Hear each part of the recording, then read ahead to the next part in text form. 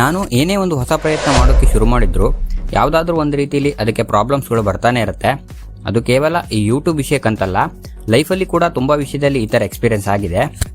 ನಿಮ್ಮಲ್ಲಿ ಕೂಡ ಕೆಲವರಿಗೆ ಈ ರೀತಿ ಎಕ್ಸ್ಪೀರಿಯೆನ್ಸ್ ಆಗಿದೆ ಅಂತ ಅನ್ಕೋತೀನಿ. ಇವತ್ತು ಯಾಕೆ ಈ ವಿಷಯ ಬಂತಂದರೆ, ನಿಮಗೆ ಗೊತ್ತಿರೋ ಹಾಗೆ ನಂದು 2 ಯೂಟ್ಯೂಬ್ ಚಾನಲ್ ಇದೆ. ಒಂದು ಇನ್ವೆಸ್ಟರ್ ಇನ್ ಕನ್ನಡ ಹಳೆ ಚಾನಲ್, ಇನ್ನೊಂದು ಸಿಂಪಲ್ ಇನ್ವೆಸ್ಟರ್ ಕನ್ನಡ ಹೊಸ ಚಾನಲ್. ನನ್ನ ಹಳೆ ಚಾನಲ್ ಇನ್ವೆಸ್ಟರ್ ಇನ್ ಕನ್ನಡ ಸ್ಟಾರ್ಟ್ ಮಾಡಿದಾಗ ನೇಮ್ ಚೇಂಜ್ ಇತ್ತು. ಅದು ಅಲ್ಲದೆ ಅದರಲ್ಲಿ ಮ್ಯೂಸಿಕ್ ವೀಡಿಯೋಗಳನ್ನು ಅಪ್ಲೋಡ್ ಮಾಡ್ತಾ ಇದ್ದೆ. ಅದರಿಂದ 11ರಿಂದ 12 ಸಾವಿರ ಜನ ಸಬ್ಸ್ಕ್ರೈಬರ್ ಕೂಡ ಆಗಿದ್ದರು. ಆದರೆ ಆಮೇಲೆ ಗೊತ್ತಾಯಿತು ಅದು ಮೊನಟೈಸ್ ಆಗಲ್ಲ ಅಂತ. ಹಾಗಾಗಿ ಆ ವಿಡಿಯೋನೆಲ್ಲ ಕ್ಲಿಯರ್ ಮಾಡಿ ಸ್ಟಾಕ್ ಮಾರ್ಕೆಟ್ ರಿಲೇಟೆಡ್ ವೀಡಿಯೋಗಳನ್ನು ಅಪ್ಲೋಡ್ ಮಾಡೋಕ್ಕೆ ಶುರು ಮಾಡಿದೆ. ಅದಾದಮೇಲೆ ಮೊನಟೈಸೇಷನ್ ಕೂಡ ಆನ್ ಆಯಿತು, ಅರ್ನಿಂಗ್ಸ್ ಕೂಡ ಸ್ಟಾರ್ಟ್ ಆಯಿತು. ಆದರೆ ಆ ಚಾನಲ್ನಲ್ಲಿರೋ ಸಬ್ಸ್ಕ್ರೈಬರ್ ಮ್ಯೂಸಿಕ್ ವೀಡಿಯೋನ ನೋಡಿ ಬಂದಿರೋರಾಗಿದ್ದರಿಂದ ಸ್ಟಾಕ್ ಮಾರ್ಕೆಟೆಡ್ ವೀಡಿಯೋಗಳಿಗೆ ಜಾಸ್ತಿ ವ್ಯೂಸ್ ಬರ್ತಾ ಇರಲಿಲ್ಲ. ಅದಕ್ಕೋಸ್ಕರ ಹೊಸ channel simple investor Kannada channel start ಮಾಡಿದೆ. ಇದರಲ್ಲಿ ನನ್ನ ಪರ್ಸನಲ್ ಇನ್ವೆಸ್ಟ್ಮೆಂಟ್ಗಳನ್ನು ಕೂಡ ನಿಮ್ಮ ಜೊತೆ ಶೇರ್ ಮಾಡ್ಕೊಂಡಿದ್ದೀನಿ. 7 to 8 ಮಂತ್ಸಲ್ಲಿ 60 ಸಬ್ಸ್ಕ್ರೈಬರ್ ಕೂಡ ಆದರು. ಹೀಗೆ ಕಂಟಿನ್ಯೂ ಮಾಡೋ ಪ್ಲ್ಯಾನ್ ಕೂಡ ಇತ್ತು. ಆದರೆ ಯೂಟ್ಯೂಬ್ ಚಾನಲ್ ಮೊನಟೈಸೇಷನ್ನಲ್ಲಿ ಹೊಸ ರೂಲ್ಸ್ನ ತಂದರು. ಫೆಬ್ರವರಿ 2027ರಿಂದ ಮೊನಟೈಸೇಷನ್ ಎಲಿಜಿಬಲ್ ಆಗಬೇಕಿದ್ರೆ ಲಾಸ್ಟ್ 1 ಇಯರಲ್ಲಿ 1000 ಸಬ್ಸ್ಕ್ರೈಬರ್ ಹಾಗೆ 8000 ವಾಚ್ ಅವರ್ಸ್. ಮೊದಲು 4000 ಇತ್ತು, ಈಗ ಅದನ್ನು 8000 ಮಾಡಿದ್ದಾರೆ. ಹಾಗಾಗಿ ಇದು ತುಂಬಾ ಕಷ್ಟ ಆಗುತ್ತೆ ರೀಚ್ ಆಗಲಿಕ್ಕೆ. ಇದೊಂದು ಪ್ರಾಬ್ಲಮ್. ಆದರೆ ಸೆಬಿ ಕೂಡ ಫೈನಾನ್ಷಿಯಲ್ ಇನ್ಫ್ಲುಯೆನ್ಸರ್ಸ್ಗಳಿಗೆ ಹೊಸ ರೂಲ್ಸ್ನ ತರ್ತಾ ಇದೆ. ಇದರಿಂದ ಮುಂದೆ ಇನ್ನೂ ಕಷ್ಟ ಆಗ್ಬೋದು ವಿಡಿಯೋ ಮಾಡಲಿಕ್ಕೆ.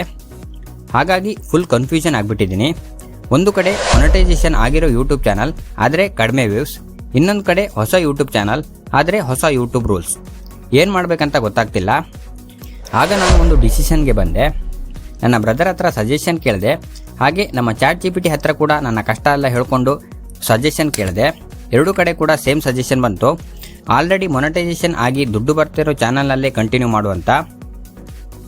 ನನ್ನ ಮೇನ್ ಪರ್ಪಸ್ ಕೂಡ ಅದೇ ಆಗಿತ್ತು, ಏನಾದರೂ ಒಂದು ಪ್ಯಾಸಿವ್ ಇನ್ಕಮ್ ಅರ್ನ್ ಮಾಡಬೇಕು ಅಂತ. ಆಲ್ರೆಡಿ ನನ್ನ ಹೊಸ ಚಾನಲ್ನಲ್ಲಿ ಅಪ್ಲೋಡ್ ಮಾಡಿರುವಂತಹ ನನ್ನ ಪೋರ್ಟ್ಫೋಲಿಯೋ ರಿಲೇಟೆಡ್ ಎಲ್ಲ ವೀಡಿಯೋಗಳನ್ನು ನನ್ನ ಹಳೆ ಚಾನಲ್ಗೆ ಅಪ್ಲೋಡ್ ಮಾಡ್ತೀನಿ. ಯಾಕಂದರೆ ನಾವು ನಮ್ಮ ಸಬ್ಸ್ಕ್ರೈಬರ್ಸ್ಗೆ ಸ್ಟಾಕ್ ಮಾರ್ಕೆಟಲ್ಲಿ ಹೀಗಾಗುತ್ತೆ ಹಾಗಾಗುತ್ತೆ, ಇಷ್ಟು % ರಿಟರ್ನ್ ಬರುತ್ತೆ, ಅಷ್ಟು % ರಿಟರ್ನ್ ಬರುತ್ತೆ ಅಂತ ಹೀಗೆ ಏನು ಬೇಕಾದರೆ ಹೇಳ್ಬೋದು. ಆದರೆ ಅವರಿಗೆ ನಮ್ಮ ಮೇಲೆ ನಂಬಿಕೆ ಬರಬೇಕಂದ್ರೆ ಮೊದಲು ನಾವು ಸ್ಟಾಕ್ ಮಾರ್ಕೆಟಿಂದ ನಾವು ಅರ್ನ್ ಮಾಡ್ತಾ ಇರಬೇಕು. ಅದೇ ವಿಷಯಕ್ಕೆ ಟ್ರಾನ್ಸ್ಪರೆನ್ಸಿ ಇರಲಿ ಅಂತ ಪ್ರತಿದಿನ ನನ್ನ ಪ್ರಾಫಿಟ್ ಆ್ಯಂಡ್ ಲಾಸ್ ಹಾಗೆ ವೀಕ್ಲಿ ಅಪ್ಡೇಟ್ ಕೂಡ ವೀಡಿಯೋ ಮಾಡ್ಕೊಂಡು ಬರ್ತಾ ಇದ್ದೀನಿ. ಎಟ್ ಪ್ರೆಸೆಂಟ್ ಕಂಡೀಷನಲ್ಲೇ ನೋಡಿದರೆ 2026 ಜನವರಿಯಿಂದ ಇಲ್ಲಿಯವರೆಗೆ ನಿಫ್ಟಿ 50 5 to 7% ಡೌನ್ ಆಗಿದೆ. ಆದರೆ ಇದೇ ಟೈಮ್ ಪೀರಿಯಡಲ್ಲಿ ನನ್ನ ಪೋರ್ಟ್ಫೋಲಿಯೋ 10%ಗಿಂತ ಜಾಸ್ತಿ ರಿಟರ್ನ್ ಕೊಟ್ಟಿದೆ.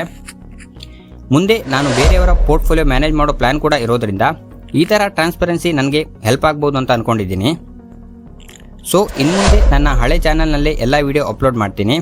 ಅದರ ನೇಮ್ ಕೂಡ ಚೇಂಜ್ ಮಾಡೋ ಪ್ಲ್ಯಾನ್ ಇದೆ. ಹಾಗೆ ಹೊಸ ಚಾನಲ್ನ ಬ್ಯಾಕಪ್ ಆಗಿ ಇಟ್ಕೊಂಡಿರ್ತೀನಿ. ಇಲ್ಲಿಯವರೆಗೆ ಯಾವ ರೀತಿ ಸಪೋರ್ಟ್ ಮಾಡ್ತಿದ್ದೀರೋ ಮುಂದೆ ಕೂಡ ಹಾಗೆ ಸಪೋರ್ಟ್ ಮಾಡಿ. ಇನ್ನೂ ಹೆಚ್ಚು ನಿಮಗೆ ಯೂಸ್ಫುಲ್ ಆಗುವಂತಹ ವೀಡಿಯೋಗಳನ್ನು ಅಪ್ಲೋಡ್ ಮಾಡೋಕ್ಕೆ ಟ್ರೈ ಮಾಡ್ತೀನಿ. ವಿಡಿಯೋ ಇಷ್ಟ ಆದರೆ ವಿಡಿಯೋನ ಲೈಕ್ ಮಾಡಿ, ನಿಮ್ಮ ಫ್ರೆಂಡ್ಸ್ ಜೊತೆ ಶೇರ್ ಮಾಡಿ. Thanks for watching.